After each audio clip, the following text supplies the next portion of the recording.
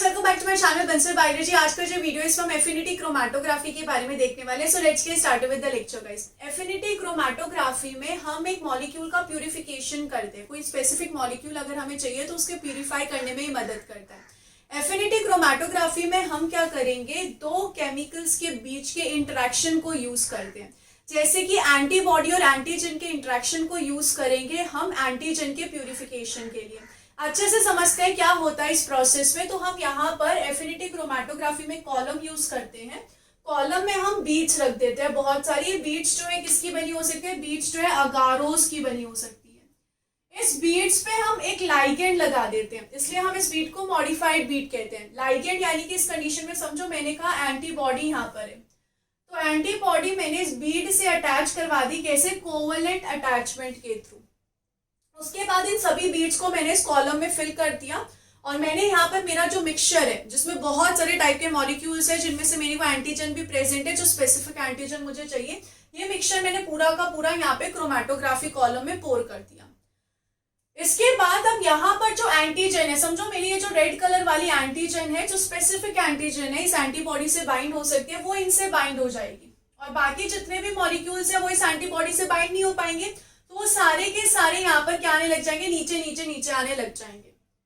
तो उसके बाद हम क्या करेंगे, इस कॉलम को वॉश कर देंगे ताकि जितने भी प्रोडक्ट, जितने भी मॉलिक्यूल्स यहाँ पे बाइंड नहीं हुए वो सारे के सारे यहाँ पर नीचे मुझे टेस्ट ट्यूब में मिल जाए।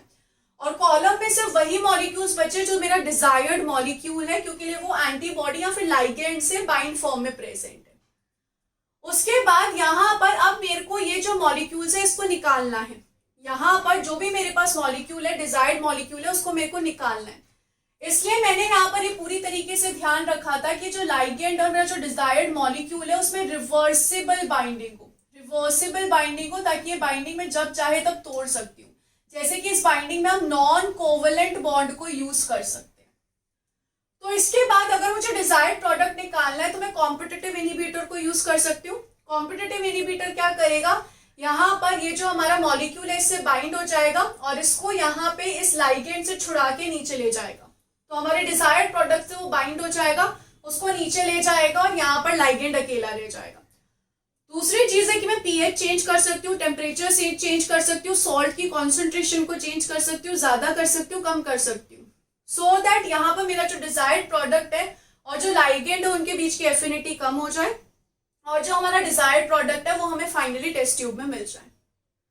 तो इस तरीके से हम यहाँ पे हमारा डिजायर्ड प्रोडक्ट जो है वो एफिनिटी क्रोमैटोग्राफी के थ्रू निकाल सकते हैं। एफिनिटी क्रोमैटोग्राफी को हम बहुत सारी चीजों के लिए यूज कर सकते हैं। जैसे कि अगर हम लाइगेंड देखिए, एंजाइम्स को यूज कर सकते हैं, जिसमें हम इनहिबिटर को उससे बाइंड करवा सकते हैं, सबस्ट्रेट को बाइंड करवा सकते हैं। लेक्टिन को यूज कर सकते हैं एज ए लाइगेंड, जो कि पॉलीसेकेराइड ग्लाइकोप्रोटीन से बाइंड हो सकता है। न्यूक्लिक एसिड को यूज कर सकते हैं जो कि कॉम्प्लीमेंट्री बेस सीक्वेंस से बाइंड करेगा। जैसे कि मैंने यहाँ पर टी न्यूक्लिक एसिड ले लिया लाइगेंड के तौर पे, तो वो ए से बाइंड कर सकता है।